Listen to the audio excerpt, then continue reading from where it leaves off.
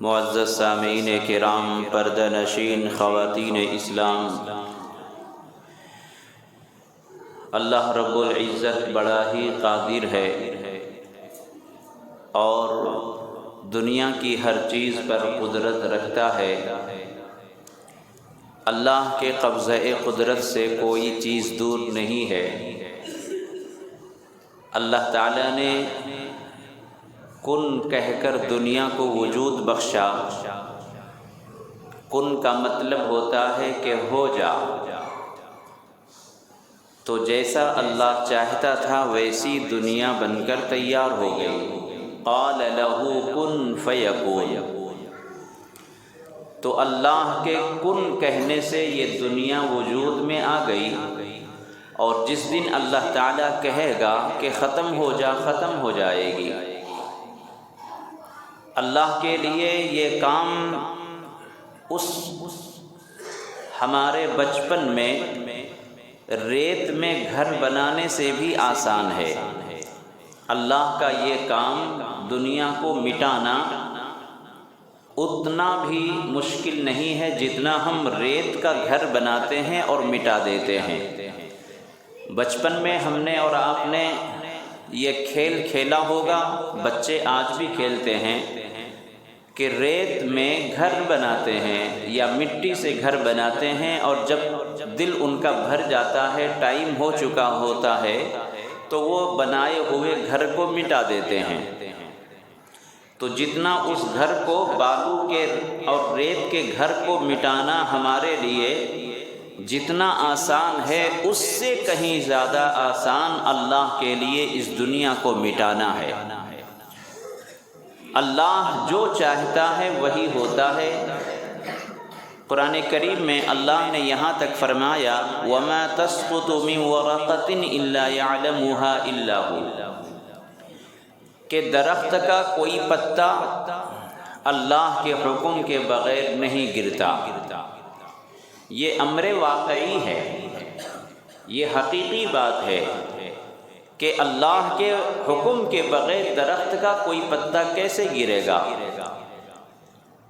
اب آپ کہیں گے کہ جب پتا، ہوا جب چلتی ہے تو پتے ہلتے ہیں اور گرتے ہیں، تو ہمارا ماننا یہ ہے کہ اللہ ہی نے اس ہوا کو بھیجا ہے جس کے ذریعے سے پتے گر رہے ہیں۔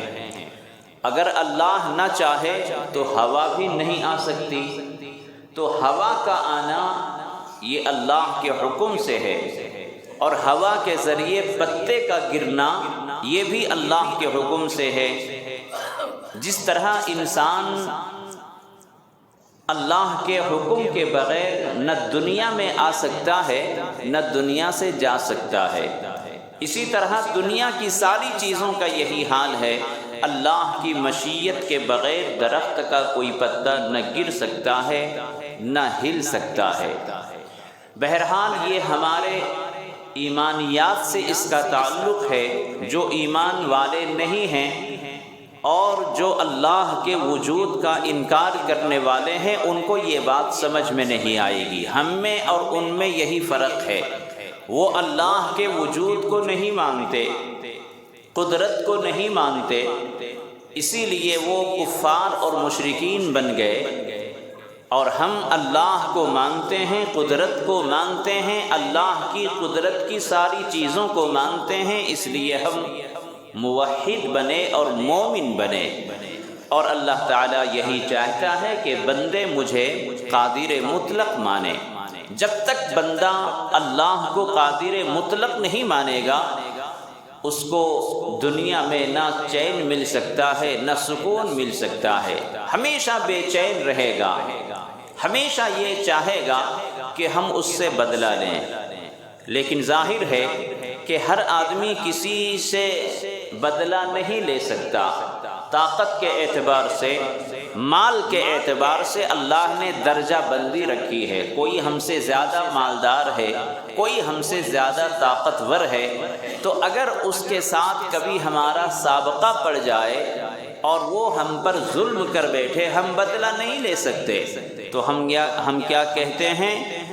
ہمیں یہ کہا گیا ہے کہ تم اس کے لیے صبر کرو اور اس کا فیصلہ قیامت کے دن چھوڑ دو۔ اگر اللہ کو کوئی قادر مطلق نہیں مانے گا، اللہ کو طاقتور نہیں مانے گا، تو ظاہر ہے کہ وہ قیامت کے دن پر اس کو کیسے چھوڑ سکتا ہے۔ اس لیے یہ ہمارے لیے اور ایمان والوں کے لیے بہت ہی مضبوط اور ایک امید کی کرن ہے کہ اللہ تعالی ہمارے لیے کافی ہے۔ اللہ ہمارے لیے فَسَيَكْفِيكَهُمُ اللَّهُ وَهُوَ السَّمِيعُ الْعَلِيمُ، جب دنیا میں کسی پر ظلم کیا جاتا ہے اور وہ مظلوم ہوتا ہے، اس سے بدلہ نہیں لے سکتا، تو وہ کیا کہتا ہے؟ فَسَيَكْفِيكَهُمُ اللَّهُ، اللہ ہمارے لیے کافی ہے۔ اللہ کو وہ قادر مطلق مان رہا ہے، اللہ کو طاقتور مان رہا ہے، تو اس کے بعد اس کو سکون مل جاتا ہے کہ اے اللہ میں اس سے کچھ نہیں انتقام لے سکتا، اے اللہ اس کا معاملہ میں تیرے سپرد کرتا ہوں، اس کا معاملہ تیرے حوالے کرتا ہوں۔ یہ اس کے لیے بہت بڑی امید ہے۔ اور آپ کو پتہ ہے کہ جب کوئی بندہ اپنا معاملہ اللہ کے اوپر چھوڑ دیتا ہے، پھر اللہ تعالیٰ اس کو تنہا نہیں چھوڑتا، ہر حال میں اللہ تعالیٰ اس کی مدد فرماتا ہے۔ کیوں؟ اس لیے کہ اس بندے نے صبر کیا ہے، اس بندے نے معاملہ میرے اوپر چھوڑا ہے، میں اسے کیسے تنہا چھوڑ دوں؟ یہ بہت بڑی بات ہے۔ میرے دوستو، صحابہ کرام رضوان اللہ علیہم اجمعین کے واقعات بھی ہیں۔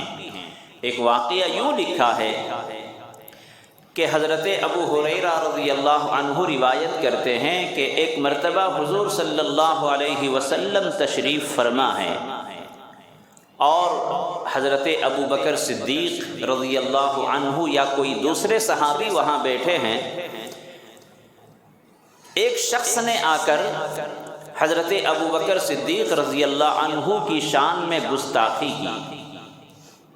ایک شخص نے آ کر حضور صلی اللہ علیہ وسلم کے سامنے حضرت ابو بکر کی گستاخی کی اور حضرت ابو بکر سنتے رہ گئے، کچھ نہیں کہا۔ حضور بھی تشریف فرما ہے اور ان کی گستاخی ہو رہی ہے، کچھ نہیں کہا۔ لیکن جب ایک سے دو مرتبہ انہوں نے کچھ شان میں گستاخی کی اور حضرت ابو بکر سنتے رہے، تو آخر میں ایک جملہ کہہ کر ان کو جواب دیا۔ جب جواب دے دیا تو حضور صلی اللہ علیہ وسلم وہاں سے اٹھ کر تشریف لے گئے۔ اس کے بعد صحابہ کرام نے پوچھا کہ اے اللہ کے رسول، حضرت ابو بکر صدیق کو کسی نے گالی دی، گستاخی کی، تو آپ سنتے رہے اور دیکھتے رہے، کچھ بھی آپ نے نہیں کہا، آپ نے کچھ بھی نہیں کہا، کچھ نہیں فرمایا۔ لیکن جب حضرت ابو بکر نے ان کو جواب دیا، حضرت ابو بکر نے ان کو جواب دیا کسی بھی جملے سے، تو آپ وہاں سے اس مجلس سے اٹھ کر چلے گئے؟ کہا ہاں معاملہ ایسا ہی ہوا۔ اور فرمایا حضور صلی اللہ علیہ وسلم نے کہ جب حضرت ابو بکر صدیق رضی اللہ عنہ جب خاموش تھے اور سامنے والا ان کو گالی دے رہا تھا یا گستاخی کر رہا تھا اور یہ صبر کر رہے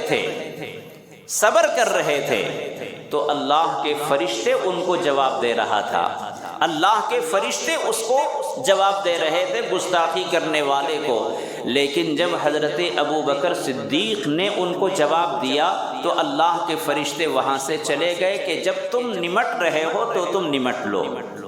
یعنی اگر کوئی بندہ اپنی طرف سے کسی سے لڑ رہا ہے، کسی سے الجھ رہا ہے، وہ بھی کچھ بول رہا ہے، یہ بھی کچھ بول رہا ہے، تو وہاں اللہ کی مدد نہیں آتی۔ اگر کوئی بندہ صبر کر لے، اور صبر وہاں جہاں آپ طاقت کے باوجود صبر کرتے ہوں، تو اللہ کے فرشتے کی طرف سے اس کو جواب دیا جاتا ہے۔ تو معلوم یہ ہوا کہ اللہ تبارک و تعالی بہت قادر مطلق ہے، اللہ ہر حال میں بندے کی مدد فرماتا ہے۔ جو اپنے معاملے کو اللہ پر رکھ دے، اللہ پر رکھیں گے آپ معاملے کو، اللہ کی طرف سے مدد آئے گی۔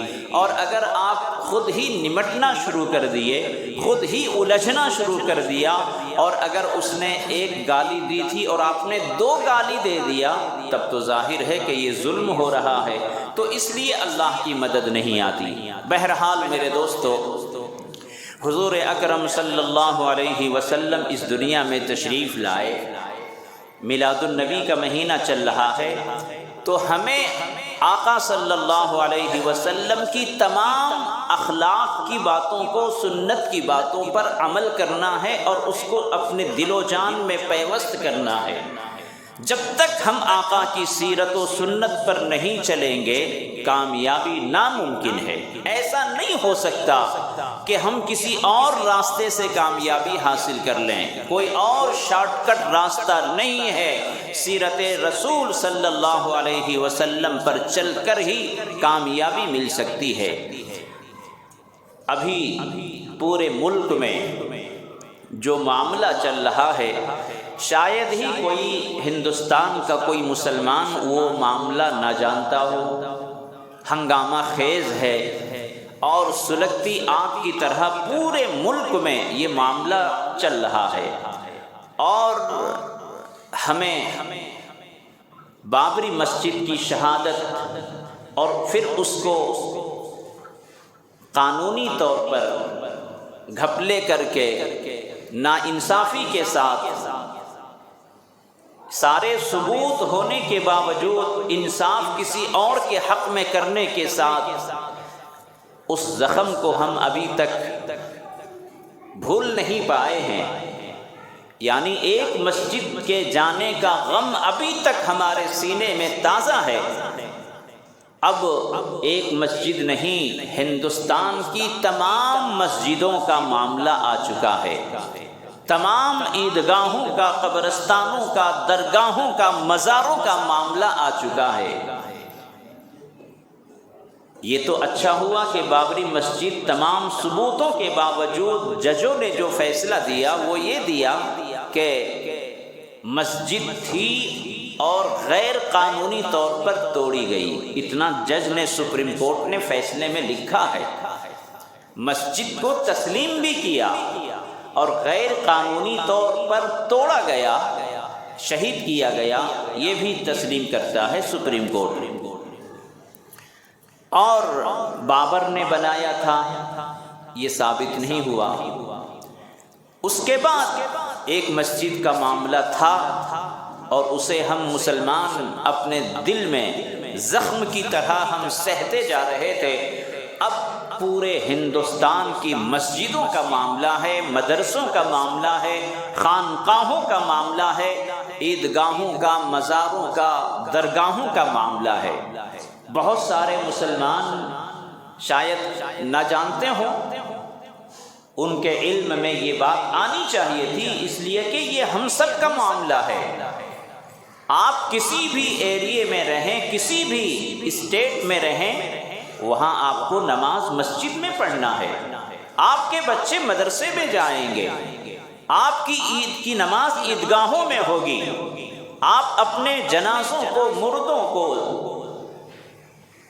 قبرستانوں میں دفن کریں گے، کسی بھی ملک، کسی بھی اسٹیٹ میں رہیں گے، یہ معاملہ آپ کے ساتھ ضرور رہے گا۔ تو حکومت نے ان ساری وقف کی پراپرٹی کو ہڑپنے کی ایک ناپاک کوشش کی ہے، اور اس کے تعلق سے ایک بل لایا ہے، وقف امینڈمنٹ بل۔ وقف میں ترمیم کرنے کا، ترمیم کا مطلب اس میں کچھ رد و بدل کرنے کا ایک بل پیش کیا پارلیمنٹ میں، لیکن اس پارلیمنٹ میں مخالفین، اپوزیشن پارٹی کی وجہ سے اور خود بی جے پی کے ساتھ جو پارٹیاں ملی ہوئی ہیں، حلیف پارٹیوں کی مخالفت سے وہ بل پارلیمنٹ میں پاس نہیں ہوا، اور اس بل کو جوائنٹ پارلیمانی کمیٹی کے حوالے کیا گیا کہ آپ ہندوستان کے مسلمانوں سے اس کے بارے میں رائے لیں کہ وہ کیا چاہتے ہیں۔ تو الحمدللہ ہمارے علماء کرام نے کبھی عوام کو، مسلمانوں کو تنہا نہیں چھوڑا، کبھی ان کو اکیلا نہیں چھوڑا، اور ایسا نہیں ہوا کہ راستہ نہ بتایا ہو۔ ہر جگہ پر آپ کی رہبری علماء کرام نے کی ہے، آپ کو بیدار کیا ہے کہ دیکھو یہ معاملہ سامنے آ گیا ہے اور اب کیا کرنا چاہیے۔ چنانچہ جوائنٹ پارلیمانی کمیٹی کی طرف سے یہ اعلان ہوا، سرکولر جاری ہوا کہ آپ لوگ اپنی اپنی رائے داخل کریں، اور اس کی آخری تاریخ آج 13 سپٹمبر ہے۔ آج آخری تاریخ ہے اور ہمیں اپنی رائے ڈالنے کا اور میل بھیجنے کا یہ آخری دن ہے۔ الحمدللہ ابھی تک تقریباً 2 کروڑ سے زائد میل بھیجے جا چکے ہیں جوائنٹ پارلیمانی کمیٹی کو، لیکن یہ ہماری آبادی کے حساب سے بہت کم ہے۔ تقریباً ہم یہاں مسلمان ملک میں 20 سے 25 کروڑ کے درمیان کی ہماری آبادی ہے۔ 20-25 کروڑ کے مسلمان رہنے کے بعد صرف 2 کروڑ یعنی باقی مسلمانوں کو مسجد کی ضرورت نہیں ہے، مدرسے کی ضرورت نہیں ہے، خانقاہوں کی ضرورت نہیں ہے، قبرستانوں کی ضرورت نہیں ہے۔ ایسے سوئے ہوئے ہیں جیسے یہ معاملہ صرف علماء کا ہو، صرف جماعت والوں کا ہو، صرف صدر سیکریٹری کا ہو، عوام کا کوئی معاملہ نہ ہو۔ 25 کروڑ کی آبادی میں صرف 2 کروڑ میل کا جانا اس بات کی علامت ہے کہ مسلمان شاید تلاش کر رہا ہے، کہ کوئی انتظار کر رہا ہے کہ کوئی ان کو پاؤں دبا کر جگائے اور ان کے فون سے میل بھیجنے کے لیے کہے، درخواست کرے، ان کے روم میں جائے، ان کے پلنگ سے جگائے۔ میرے دوستو یہ حد درجے غفلت کی بات ہے، حد درجے لاپرواہی کی بات ہے۔ جب تمہیں علماء آواز دیں گے، آپ نے وعدہ کیا ہے کہ ہم آپ کے پیچھے پیچھے ہیں۔ آپ نے جب کسی کو امام مانا، امام کیا ہوتا ہے؟ آپ کا رہبر ہوتا ہے، آپ کا رہنما ہوتا ہے، اللہ اور آپ کے درمیان میں ایک ترجمان ہوتا ہے۔ جب آپ نے کسی کو امام مانا ہے، جب آپ نے کسی کو صدر مانا ہے، جب آپ نے کسی کو مفتی مانا ہے، جب آپ نے کسی کو اپنا قائد اور رہنما مانا ہے، تو اس کا مطلب یہ ہوتا ہے کہ جب کبھی آپ آواز دیں گے ہم لبیک کہیں گے۔ اور کس کو آواز دی جائے گی؟ مسجد ہماری ہے، آپ کی ہے۔ خدا نخواستہ قانون جب بن جائے تو آپ کیا کریں گے؟ اس لیے ابھی اللہ کا فضل ہے کہ ہمارے لیے راستہ کھلا ہوا ہے۔ جوائنٹ پارلیمانی کمیٹی JPC ان کی طرف سے ہمیں موقع دیا گیا تھا کہ آپ 13 سپٹمبر تک اپنے اپنے طور پر رائے بھیجیں، اور اس کے لیے کسی آفس کا چکر لگانے کی ضرورت نہیں ہے، نہ فارم فل اپ کرنے کی ضرورت ہے، نہ کہیں اور پیسے خرچ کرنے کی ضرورت ہے۔ ہر آدمی اس کو یہ عمل کر سکتا ہے اپنے گھر میں بیٹھے بیٹھے، کھڑے کھڑے، جہاں بھی چاہے، اور اس کے لیے کوئی زیادہ وقت کی ضرورت نہیں ہے۔ 1 منٹ کا یہ کام ہے، اس سے بھی کم وقت لگتا ہے۔ اس لیے الحمدللہ آج اس جمعے کو تمام مساجد میں بیان کو مختصر کر کے اور اپنے مصلیان کرام سے اور اہلیان محلے سے اس کام کو کرنے کے لیے ذرا وقت دینے کی درخواست کی گئی ہے کہ علماء اور خطبہ آج کے جمعے کو مختصر کر کے اپنے مصلیان کرام سے یہ کام کروا لیں۔ کرنا کچھ نہیں ہے، اپنے موبائل میں، ہر موبائل میں گوگل ہوتا ہے، گوگل کو آپ اوپن کریں گے، اس میں ایک طرف جہاں سرچ کرتے ہیں اس کے رائٹ سائڈ میں کیمرے کا نشان بنا ہوتا ہے، آپ اس کو اوپن کریں گے، اور جو QR کوڈ ہماری مسجد کی دیواروں پر لگا ہوا ہے آپ اس کو اسکین کریں گے۔ اسکین کرتے ہی ایک لنک آئے گی، بلو لکیر آئے گی، کچھ لکھے ہوں گے، اس کو آپ انگلی سے ٹچ کریں گے تو وہ آپ کو جی میل کی طرف لے کر جائے گا۔ ایک پیج اوپن ہوگا، آپ پھر اس کو اوپر کریں گے تو نیچے اوپن دا جی میل لکھا ہوگا، آپ اس جی میل کو اوپن کریں گے۔ اس کے بعد ایک پورا ایک مضمون لکھا لکھایا ملے گا، ریڈی ملے گا، کچھ اس میں لکھنا نہیں ہے، اس میں ساری باتیں آپ کو مسلم پرسنل لا بورڈ کی طرف سے بالکل تیار شدہ آپ کو اس میں تیار کر رکھا ہے۔ اس کے بعد پھر آپ وہ جو اوپر سب سے اوپر سینڈ کا جو نشان ہوتا ہے، آپ اس کو کلک کریں گے، ٹچ کریں گے، آپ کا میسج چلا جائے گا۔ کیا ہم اتنا بھی نہیں کر سکتے؟ اللہ کے گھر کی حفاظت کے لیے تم جان دینے کی بات کرتے ہو، مال دینے کی بات کرتے ہو، فری اگر آپ اللہ کے گھر کی حفاظت کے لیے اپنی انگلی استعمال کرنے کی بات آتی ہے تو ابھی تک نہیں ہو سکا۔ 25 کروڑ مسلمانوں کی آبادی اور صرف 2 کروڑ میل گئے۔ اس لیے ہر علماء سے یہ کہا گیا ہے کہ اپنی اپنی مسجد میں یہ کام کریں، اور تمام مصلیان کرام سے اپنے موبائل کے ذریعے سے، اور آج چونکہ آخری دن ہے، اپنے اپنے گھروں میں جا کر، اور الحمدللہ ہر ایک کے موبائل میں وہ اسکینر QR کوڈ ہر ایک کے موبائل میں ہوگا۔ شاید کوئی اگر موبائل سے بالکل بے خبر ہوتا ہے، ان کو موبائل سے کچھ لینا دینا نہیں ہے، تو ان کو نہ معلوم ہوتا ہو، لیکن ہر گھر میں ٹی وی ہے، آپ نیوز دیکھتے ہیں، اور جمعہ اگر آپ پڑھتے ہیں تو ہر جمعے میں آپ کو علماء بتا رہے ہیں، تو یہ کوئی بہانہ نہیں ہے کہ مجھے معلوم نہیں۔ لیکن اس کے باوجود میرے دوستو، ابھی 2 دن پہلے میں نے یہاں اپنی مسجد کے سامنے راستے پر ایک شخص کو روک کر پوچھا کہ آپ نے یہ اسکین کر کے میل بھیجا ہے؟ تو وہ کہنے لگے یہ کیا چیز ہے؟ یعنی ان کو یہ بھی پتہ نہیں ہے کہ یہ کیا ہے، جبکہ اردو میں انگلش میں وہ لکھا ہوا ہے، ان کو کچھ بھی پتہ نہیں تھا۔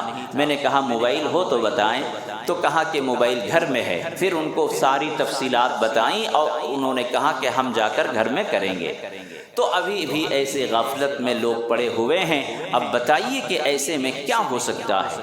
اس لیے میرے دوستو، آج میں اپنے بیان کو مختصر رکھتے ہوئے آپ حضرات کے لیے ایک موقع دینے کے لیے کمیٹی کے احباب نے بھی آپ سے یہی درخواست کی ہے کہ ہماری مسجد سے جتنے لوگ ہیں، جہاں جہاں تک آپ کی پہنچ ہے، جس بلڈنگ میں آپ رہتے ہیں، جتنے سے آپ کے تعلقات ہیں، ان تمام لوگوں کے موبائل کے ذریعے سے یہ ای میل بھیجنے کی کوشش کریں، تاکہ یہ جو ہمارا ٹارگٹ ہے وہ پورا ہو جائے۔ محترم، آپ حضرات کو پتہ ہے کہ ہندوستان میں سرکار کے اعداد و شمار کے اعتبار سے، سرکاری اعداد و شمار ان کے اعتبار سے ہمارے لیے وقف کی جو پراپرٹی ہے ہندوستان میں وہ کتنی ہے؟ لکھا ہے کہ ہندوستان میں مسلمانوں کی وقف کی پراپرٹی ریلوے اور وزارت دفاع کے بعد، چونکہ ریلوے پورے ملک میں اس کی لائن بچھی ہوئی ہے، اس کے لیے زمینیں بہت چاہیے، تو ہندوستان میں ریلوے ڈپارٹمنٹ اور وزارت دفاع کے بعد سب سے زیادہ الحمدللہ وقف بورڈ کے پاس زمینیں ہیں۔ 8,72,000 ایکڑ ہمارے پاس زمینیں ہیں۔ 8,72,000 ایکڑ وقف کی پراپرٹی ہے۔ اس میں مسجد ہیں، مدرسے ہیں، خانقاہیں ہیں، عیدگاہیں ہیں، قبرستانیں ہیں، اور کچھ زمینیں ابھی بھی پڑی ہوئی ہیں جن پر غیروں نے قبضہ کر رکھا ہے۔ یہ وہ زمینیں ہیں جس کی ملکیت اللہ کی ملکیت ہے، اس کا کوئی مالک نہیں۔ جس نے دے دیا اللہ کے لیے دے دیا، اب اس کی حفاظت متولیوں کی ذمہ داری ہے، صدروں کی ذمہ داری ہے، کمیٹیوں کی ذمہ داری ہے۔ تو 8,72,000 ایکڑ ہمارے پاس زمینیں ہیں وقف کی پراپرٹی۔ اب ان زمینوں کی اگر ہم نے حفاظت نہیں کی اور یہ بل اگر پاس ہو گیا تو رفتہ رفتہ ہماری زمینیں بھی ہڑپ لی جائیں گی اور مسجدیں بھی ہماری ان کے قبضے میں چلی جائیں گی۔ اس لیے گزارش ہے آپ سبھی حضرات سے کہ آج آپ کو وقت دیا گیا ہے، ابھی سنتوں سے پہلے یا سنتوں کے بعد انشاءاللہ سیکریٹری صاحب تشریف لائیں گے، اور جو ترتیب ہوگی اس کے حساب سے ہم اپنے اپنے موبائل کے ذریعے سے میل بھیجنے کی کوشش کریں۔ اللہ تعالی ہم سب کو کامیابی عطا فرمائے۔